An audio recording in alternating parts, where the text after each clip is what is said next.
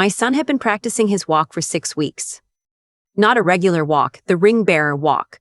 Slow, serious, both hands wrapped around the little velvet pillow my mother-in-law had sewn for him herself. He'd do it across the living room every evening after dinner. Back straight, chin up, the way his uncle had shown him the one time they'd practiced together. He called it his important walk. He was 7 years old and he took it very, very seriously. His name is Noah. He has his father's gap between his front teeth and my inability to sit still, and that fall, he had decided that being a ring bearer was the greatest responsibility a person could have. He told his teacher about it. He told the cashier at the Sobeys near our house about it. He made me take a photo of him practicing so he could remember what it looked like. My brother's wedding was set for the second Saturday of October, out at a vineyard property about 40 minutes east of Kingston, one of those places with a converted barn and string lights and a view of the water that makes you feel like you've wandered into a film. My brother. I'll call him the way Noah calls him because that's the only name that matters in this story. Uncle Kevin had been engaged to his fiancée Dara for just over a year. I liked Dara fine. She was organized and confident and had strong opinions about catering, which I respected. We weren't close. We'd had maybe a dozen real conversations in the time they'd been together, but she'd been the one to suggest Noah for ring bearer, which had made me warm to her considerably. That was 8 months before the wedding. In early September, 6 weeks before the ceremony, my mother called me on a Tuesday evening while I was putting Noah to bed. I let it go to voicemail. She called again. I stepped into the hallway. "There's been a change," she said, before I'd even finished saying hello. She used exactly that phrasing. A change. Not a problem, not a conversation we needed to have. A change, delivered like a weather update. Something that had simply occurred in the world and now needed to be communicated. Dara's nephew, she explained, had come to visit from out of province, Nova Scotia, I think. Though honestly, I was having trouble tracking the details because my brain had started a low hum the moment I understood where the sentence was going. He was 8 years old. He had never met my brother before this visit. And Dara had decided, my mother said carefully, that it would be meaningful for her side of the family to have a role in the ceremony. "So Noah's out," I said. It's not phrased that way, but that's what it means." She didn't answer immediately, which was its own kind of answer. I stood in the hallway outside Noah's room with my hand flat against the wall and tried to think about what to say. Through the door, I could hear him talking quietly to himself, the way he did when he was arranging his stuffed animals before sleep. A whole elaborate negotiation every night. "Who tells him?" I asked. "I thought you could." "No," I said, "I'm not doing that. Kevin made this decision. Dara made this decision. One of them tells him." My mother made a sound that I recognized. Something between discomfort and mild reproach, the sound she made when she thought I was being difficult. "There's no need to make this harder than it has to be," she said.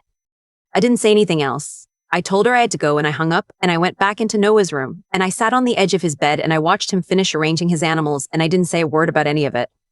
My husband Trevor was working a late shift. He's a paramedic, irregular hours. So I sat at the kitchen table alone with a cup of tea that went cold and tried to figure out what I actually felt. I was angry, clearly, but underneath the anger there was something else. A kind of vertigo, the feeling you get when you realize a situation is worse than it first appeared. Because here was the thing my mother hadn't said directly, the thing I had to work out for myself. Dara's nephew had visited in late August, which meant Dara had known for at least 2 weeks, which meant my brother had known, and my mother, based on her phrasing, had clearly known long enough to have already processed it, and no one had said anything to me until a Tuesday evening phone call delivered like a memo. 6 weeks before the wedding, after 6 weeks of Noah practicing his walk, I called my brother the next morning. He picked up on the second ring, which surprised me. I think I'd expected a voicemail, expected to have to leave some carefully composed message into silence. "Hey," he said, "Mom told me she talked to you." "She did." A pause. "I'm sorry it worked out this way." Dara really felt strongly about Kevin. I stopped him there because I could hear where the sentence was going and I didn't have the patience for it. "Why didn't you tell me yourself? 2 weeks ago, when this was decided, we were figuring out how to handle it." "Handle it," I repeated. "He's been practicing for 6 weeks. He talks about this constantly. He told his teacher." My brother was quiet. "Could he do something else?" I asked. "Walk with me down the aisle, hold the programs, anything?" "Dara wants to keep the ceremony simple." I took a breath. "And both boys? Has anyone considered that? Two ring bearers, Noah and Dara's nephew, together? We thought about it. He said this in a tone that meant Dara thought about it and said no. She wants it to feel cohesive. I think that was the word that broke something open in me. Cohesive. My 7-year-old son, who had spent 6 weeks perfecting his important walk, was an obstacle to the aesthetic cohesion of his uncle's wedding. You need to tell him, I said. Not me. You. You call him or you come over, but you don't leave me to explain this to a 7-year-old. Kevin said he would. He said he'd figure out a time that week. He sounded genuinely uncomfortable, which I'll give him. He wasn't cruel about it, just weak in a way that had always been his particular failing. The inability to push back against the person he was standing next to. He didn't call that week, or the week after. 2 weeks before the wedding, my mother phoned again to go over logistics, arrival time, parking at the vineyard, what Noah should wear. She spoke about Noah's outfit with complete calm, as if the situation had been resolved, as if Noah had been informed and adjusted and everything was fine now. I realized she assumed I had told him. She'd always assumed I would tell him. Kevin hasn't called him, I said.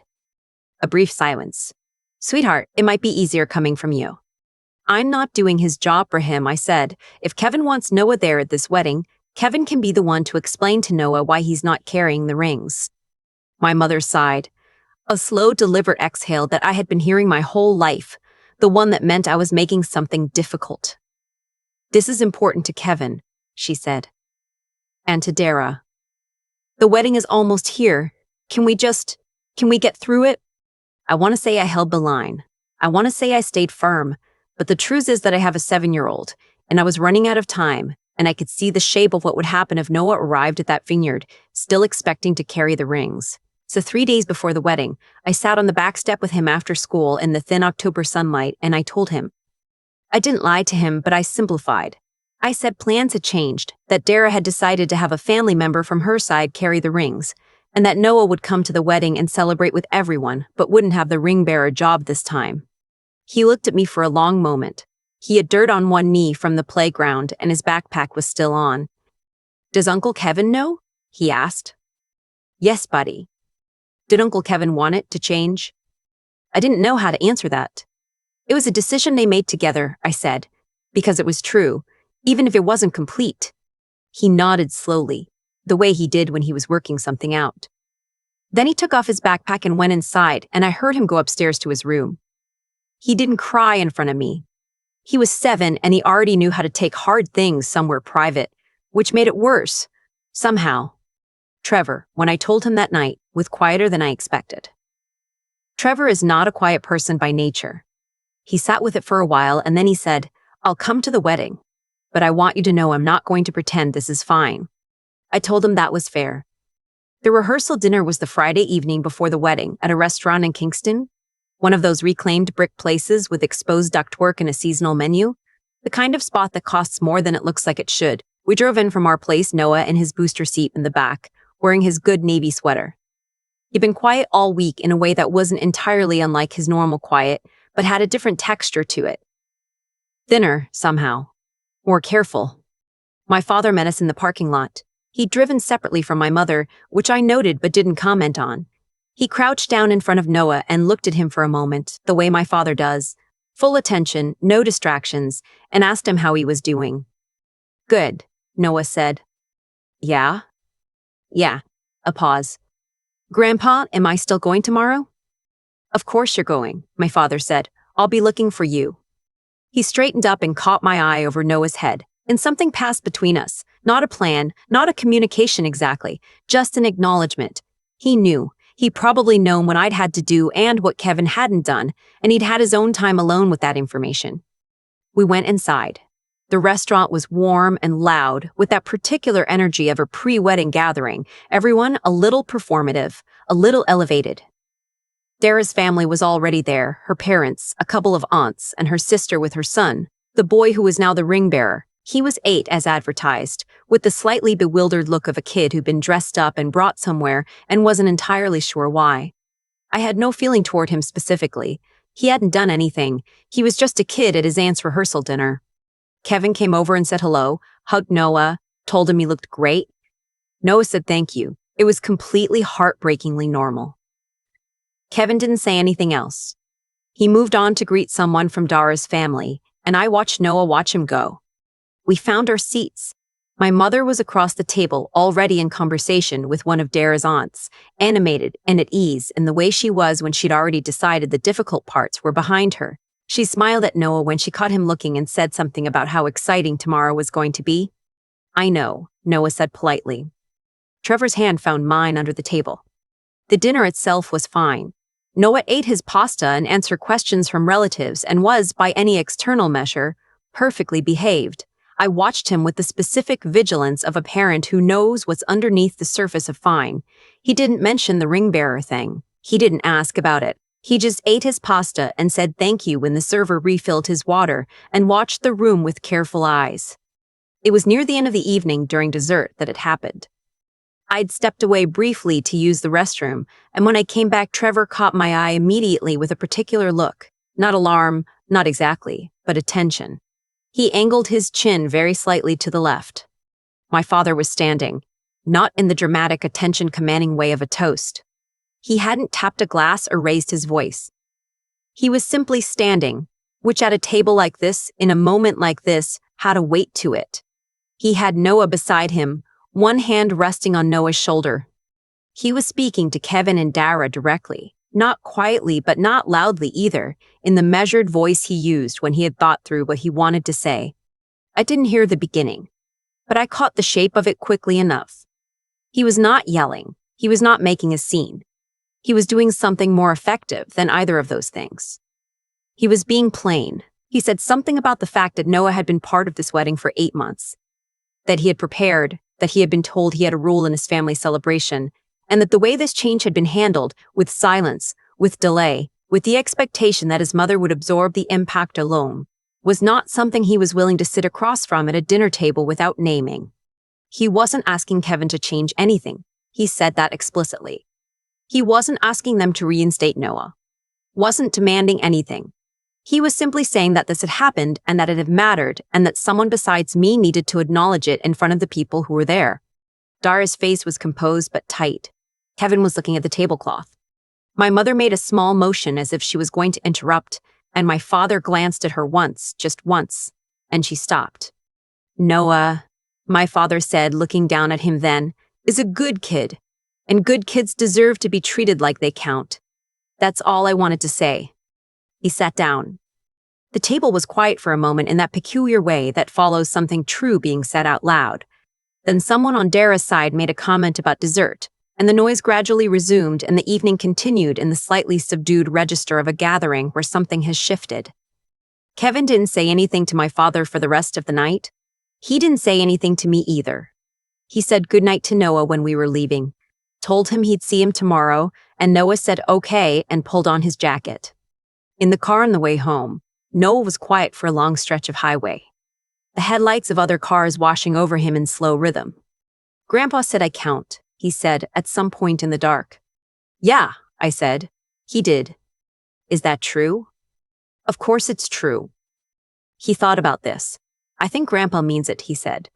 "Not like when people say stuff, like he actually means it."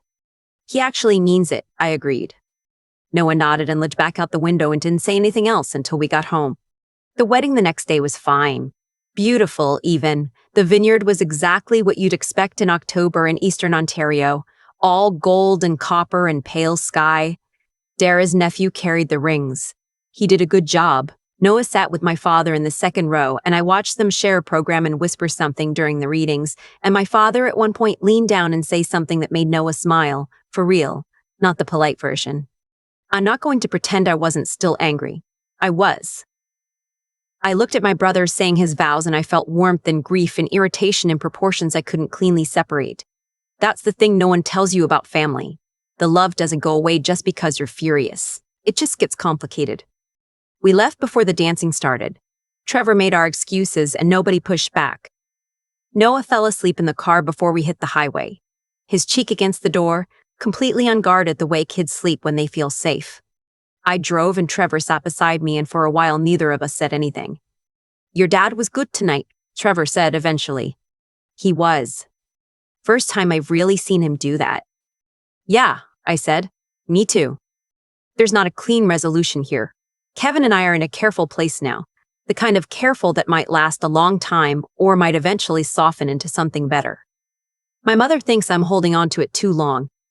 Maybe she's right. Probably she's partly right and partly wrong, which is how it usually is with her. What I know is this. Noah still talks about his important walk sometimes. Not bitterly. He's 7. Bitterly's is too heavy for him, but he mentions it the way kids mention things they were promised, with a kind of factual precision that is harder to hear than anger would be. He practiced for 6 weeks. He had a job, and then he didn't. But he also knows his grandfather stood up in a restaurant in Kingston and said his name like it mattered. He knows someone looked at what happened and decided it was worth saying something about, even when it would have been easier not to. He keeps a photo on his dresser now. Not the one I took of him practicing, though I still have that. This one is from the wedding, taken by my aunt without us knowing. It's Noah and my father in the second row, both of them in their good jackets, heads leaning slightly together, looking at the ceremony. I look at that photo sometimes and I think, it's not the ring pillow. It's not what he was supposed to have. But it's real, and it's his. And some things you hold on to not because they're what you planned, but because they're what actually happened. I keep coming back to the moment Noah asked me, in the dark of the car on the way home, whether it was true that he counted. Not whether he'd get another chance to be a ring bearer. Not whether Uncle Kevin was sorry. Just, did he count? 7 years old, and he'd already learned to ask the question underneath the question. I think about what led us to that moment, and I can trace it pretty clearly. Kevin and Dara made a choice, and then they made a second choice not to own it. And that second choice is the one that actually caused the damage. It wasn't the wedding decision that hurt Noah, it was the silence, the weeks of nobody calling, the assumption that I would absorb it quietly and pass it along like a memo. When we avoid the hard conversation, we don't make the harm disappear. We just hand it to someone else to carry, usually someone with less power to put it down. My father understood that. What he did at that dinner table wasn't dramatic. He didn't raise his voice, didn't make threats, didn't perform outrage for the room. He just said what was true, plainly, to the people who needed to hear it. That takes something I don't have a tidy word for, a kind of moral steadiness. The ability to know what matters and act on it even when the easier thing would be to let it go, to keep the peace, to finish the creme brulee and call it a night. He'd spent years being the person who kept the peace. That evening he decided something else was more important. I've thought a lot about what I could have done differently. I held the line for a while. I told Kevin he needed to make the call. I refused to accept the task on his behalf. And then I folded, because the clock ran out and my kid was still in the dark and I couldn't leave him there. I don't think I was wrong to tell Noah myself in the end. But I wish I'd been louder earlier. I wish I'd said, clearly and without apology, that what was happening was not acceptable and that I expected it to be handled properly. I talked myself out of that because I didn't want to be difficult, and not wanting to be difficult is how a lot of things that should be said never get said. Noah didn't fall apart. He was sad, really sad, in the private way he has, but he kept going. He came to the wedding. He sat in the second row with my father and shared a program and smiled at something his grandfather whispered. That's its own kind of strength, the kind that doesn't announce itself. He didn't get what he was promised, and he didn't pretend that was fine. And he also didn't let it be the whole story of the day. I think that's what I want him to carry from this more than anything. That you can feel the loss of something clearly and still keep showing up. That the people who love you will sometimes get it wrong, and the ones worth keeping are the ones who know it and say so. That staying quiet to avoid discomfort is its own kind of choice, and it costs somebody something every time. He keeps that photo on his dresser. Him and his grandfather heads together, good jackets, not the ring pillow. Something better, I think. A record of someone deciding he was worth standing up for. I hope he remembers that longer than he remembers the walk he never got to take.